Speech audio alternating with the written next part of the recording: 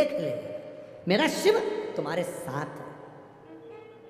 एक माता ने एक पत्र में एक प्रश्न लिखा, गुरुजी क्या महिला माताएं रुद्राक्ष पहन सकती हैं? तो हमें तो वो महाराज पकड़ के लाओ जिसने मना कराओ तुमको।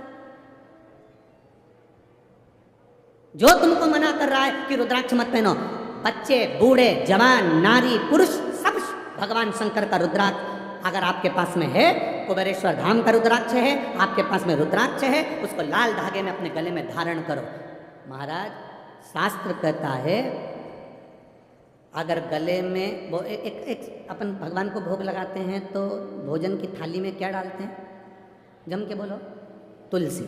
तुलसी क्यों डालते हैं? भगवान उसको स्वीकार करता है। बिना तुलसी के तो भगवान भोजन भी नहीं करता, भोजन भी ग्रहण नहीं करता। तो गले में तुलसी की माला हो, रुद्राक्ष की माला हो, तो समझ लेना कि शंकर भगवान स्वीकार कर रहे हैं इस शरीर को, इस शरीर। क्या मिलेगा रुद्राक्ष पहनने से? क्या प्राप्त होगा रुद्राक्ष पहनने से? जो पहनते हैं उनको मालूम होगा क्या मिलेगा। मिलने की तो जाने दो। अंत समय प्रभु वचन दिया,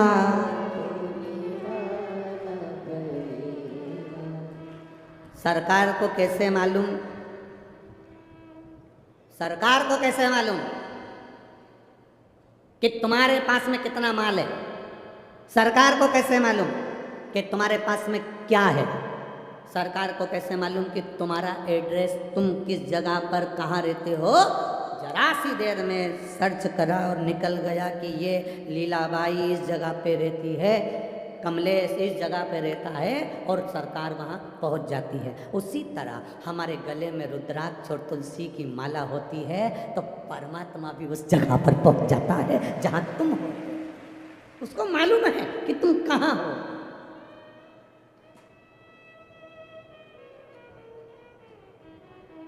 उसको मालूम है। इसलिए गले में रुद्राक्ष की एक मन का अगर रुद्राक्ष का आपके गले में है, शिव कृपा आपके ऊपर, शिव। एक तुलसी की माला भी अगर आप गले में पहने हो तो मेरे नारायण की कृपा आप पर है। धारण करो। और मुख में हो राम नाम, राम सेवा हाथ में, तू अकेला नहीं प्यारे राम तेरे साथ में। जिंदगी की बागडोर हाथ दीना नाथ के, वो महलों में रखे चाहे झोपड़ी का वास दे। ये हमारे ऊपर निर्भर करता है, हम कितना भजन करें, हम कितना स्मरण करें, हम कितनी भक्ति को धारण करें। शिव महापुराण की कथा कहती है भगवान देवादिदेव महादेव ने माँ पार्वती को काशी की भूमि पर, अभी जहाँ जिस काशी की भूमि पर जीव मुक्त हो जाता है, ऐसी अभिमुक्त भूमि पर भगवान शंकर ने माँ पार्वती को भ्रमण कराया काशी की रज। काशी की रज को भ्रमण करा रहे हैं।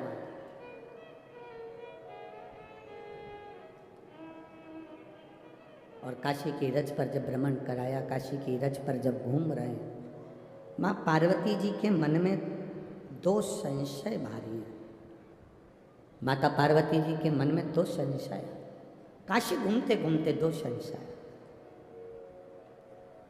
पहला संशय है माता पार्वती जी का, बाबा भोलेनाथ जी से कहा, मान लो कोई जीव काशी नहीं आया, मान लो कोई जीव ने शंकर भगवान का भजन, राम का भजन, भगवान कृष्ण का भजन नहीं करा। पार्वती जी कह रही हैं, ना तो कोई तीर्थ गया, ना किसी ने भजन किया, ना कोई काशी आया, ना कोई उज्जैनी गया, उसके बाद भी संसार में रहने वाला जीव अगर कैलाश धाम उसके मरने के बाद आपके चरणों में अगर आना चाहता है तो वो ना काशी गया, ना तीर्थ गया, ना कभी उसने भजन किया, ना कभी कीर्तन किया, और वो जीव मरने के बाद आपके चरणों में अगर आना चाहता हो तो उसको क्या करना चाहिए? शंकर भगवान कहते हैं, पार्वती तुम्हारा ये संवाद, तुम्हारा ये प्रश्न अच्छा है,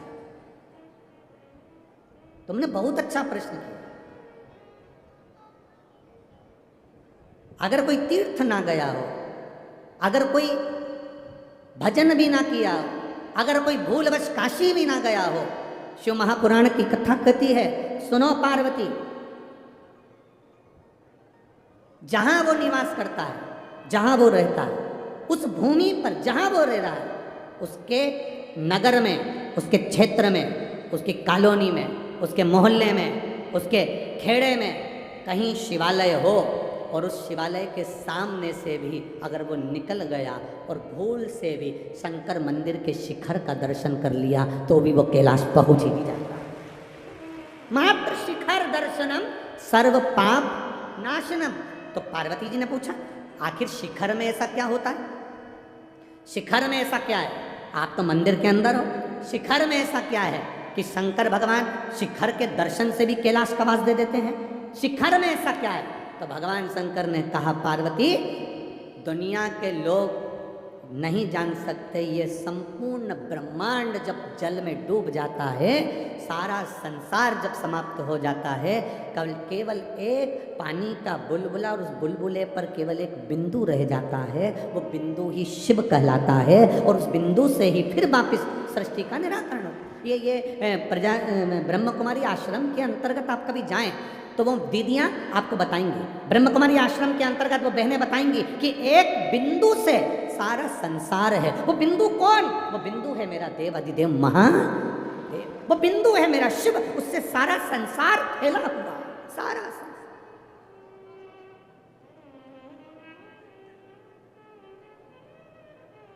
जिस मंदिर पर शिखर नहीं होता, जिस मंदिर, शिखर से मतलब जानते हो ना, बोलो बोलो जम के, शिखर का मतलब होता है वो एक पीतल का, तांबे का एक ऊपर कलश चढ़ा होता है। देखा है आप लोगों ने? बोलो जम के बोलो। दुनिया के लोग भले कुछ भी कह दें कि हम सनातन धर्म को नहीं मानते, दुनिया के लोग भले कुछ भी कहते हैं कि हम हिंदू धर्म को नहीं मानते, सनातन धर्म को नहीं मानते, पर ऐसा कोई धर्म नहीं जिस धर्म में उनके शिखर पर भी वो तांबे और पीतल का कलश ना हो। वो मेरे शिव की निशानी है, वो मेरे शंकर की निशानी है। प्रत्येक धर्म में, किसी भी धर्म में चले जाओ, हर धर्म के अंतर्गत उनके शिखर पर एक तांबे का कलश, पीतल का कलश होगा।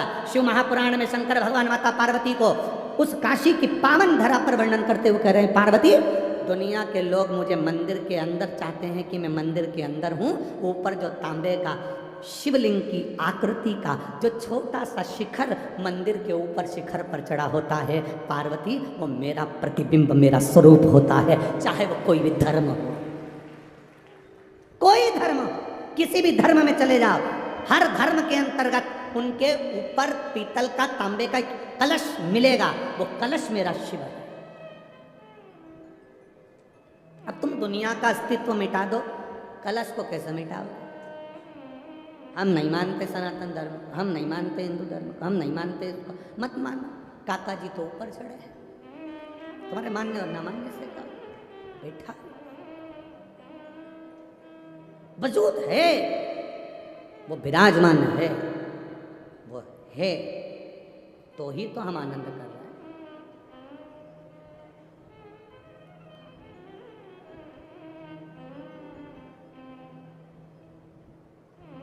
चंद्रयान 3 की लैंडिंग होना है 2-1 दिन के अंदर। आज ही है बस। तो फिर यहाँ इतने बैठे हो और जितने आस्था चैनल पर सुन रहे हैं, जितने फेसबुक यूट्यूब पर सुन रहे हैं और जितने यहाँ बैठे हैं, एक बार दिल से बाबा से प्रार्थना करना कि हमारे भारत का गौरव फिर बढ़े और फिर आनंद हो। सारे वैज्ञानिकों को, सारे रिसर्चों को और इस भारत के एक एक वैज्ञानिक गौरवों को मेरी ओर से बहुत बहुत बधाई, अग्रिम बधाई। बाबा कृपा करे, शिव कृपा हो और मेरे भारत का ये ध्वजा, मेरे भारत की ये पताका फिर पूरे चारों तरफ विश्व गुरु के रूप में फेमस प्रसिद्ध हो। यही आनंद। बोल भारत माता की। फिर वो एक ध्वजा चमके पूरे विश्व में।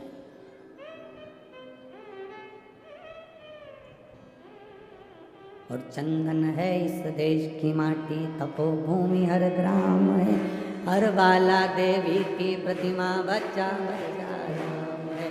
जिसके सैनिक समर भूमि पर गाया करते गीता है, उसी माटी के हल्के नीचे खेली करती सीता है। ये सहज नहीं, भारत की धरा, ये मेरे भारत की भूमि, जिसके कंकड़ कंकड़ में शंकर है, जिसके कण कण में देवता समाहित हैं। जरा विचार करिएगा, अमेरिका में कोई मरता है तो उसको डेथ कहते हैं, एक्सपायर क्या बोलते हैं, जम के बोलो, जम के जरा, एक्सपायर। और भारत में अगर कहीं का बेवड़ा भी मरता है तो भी कहते हैं स्वर्गवासी। बोलो सही है कि गलत है? क्यों? वो तो बेवड़ा था, गाली देता था, गंदा था, मर गया तो स्वर्गवासी लिखना ही नहीं था, फिर भी लोगों ने स्वर्गवासी लिखा। कारण केवल इतना सा है, अगर वो कहीं दूसरे देश में मरता तो एक्सपायर लिखते, डेड बॉडी लिखते, पर यहाँ तो स्वर्गवासी इसलिए लिखते हैं क्योंकि भारत माँ की गोद में मरा है, जहाँ राम कृष्ण प्रकटे हैं। ये भारत की भूमि है, सभ्यता संस्कृति की जननी है। यह मरने वाला स्वर्ग जाता है, इसलिए बाहर के विदेशी भी भारत की भूमि पर आकर राम नाम कृष्ण नाम का जप करते हैं, क्योंकि यहाँ राम मिलेगा, कृष्ण मिलेगा, शिव मिलेगा, इसी भूमि पर प्राप्त हो।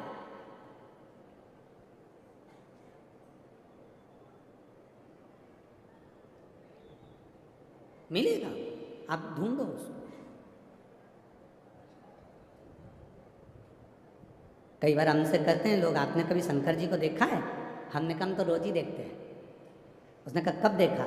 हमने कहा ये इतने आते हैं ना, इनके दिल में वही तो बैठा है, इनके हृदय में वही तो बैठा है। कौन आता? सबके बच्चे स्कूल जाते हैं, सबके घर में काम पड़ा है, सवेरे 9 बजे तुम्हें कथा में पहुंचना है तो 3 बजे से उठी होगी, 3 बजे से रात से उठी होगी, तब घर का झाड़ू काम सब करके, सब धर धुरा के, और छोरा छोरी चिल्ला भी रहे, कहाँ जा रही? इतने में के भी दिया, ना ना मार से मत बोल जो, मार से तो तू जा कहाँ है भाई, कहाँ जा? ओ भाई, ना ना दोष दूंगी, मार मार से मत बोल। नहा धो के सुबह देख झाड़ झुड़ा के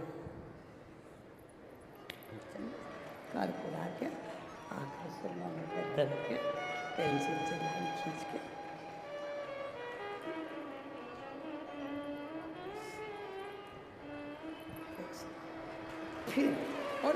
फिर आई वो कथा में। और कथा में आते से ही पहले तो देखा, तो इतने में किसी ने पूछा किसको देख रही? बिमला की बाई नहीं दिखी? उसे देख के फिर बिमला की बाई ने इशारा और फिर ओके पास में बैठी, और बिमला की बाई ने पूछा कहीं लाई क्या? अब आती आती होटल पे से पोया समोसा ले आई। बिमला की बाई और अपनी बाई दोनों मिलके खूब खाई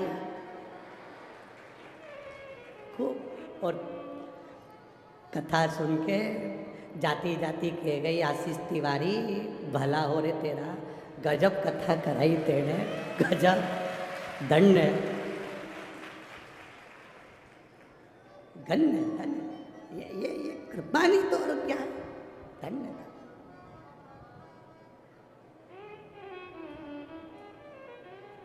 कहाँ गया आशीष तिवारी? कहाँ? बुलाओ जरा उसको, बुलाओ।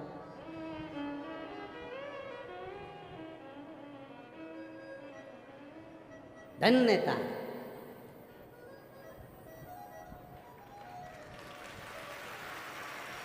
हे आशीष, ये सब बोल रहे हैं, एक कथा से काम नहीं चलेगा।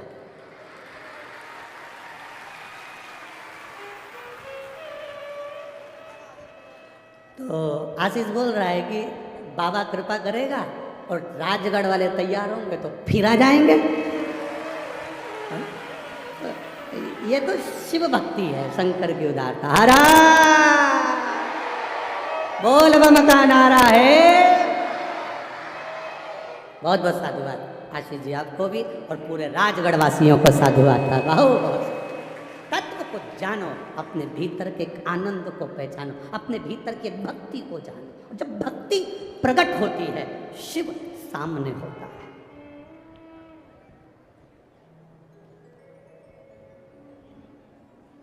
अरे मंदिर लगी रोशनी बुझाऊं कैसे, मंदिर लगी रोशनी बुझाऊं कैसे, मारो रुसी गया भोलानाथ मनाऊं कैसे, मारा रुसी गया भोलानाथ मनाऊं कैसे। ओ मंदिर बड़ी दूर दर पे जाऊं कैसे, मंदिर बड़ी दूर दर पे जाऊं कैसे, मारा रुसी गया भोलानाथ मनाऊं कैसे, मारा रुसी गया भोलानाथ मनाऊं कैसे, मारा रुसी गया भोलानाथ मनाऊं कैसे, मारा रुसी गया भोलानाथ मनाऊं कैसे। तांबे के हंडे में कातो धरो पानी, तांबे के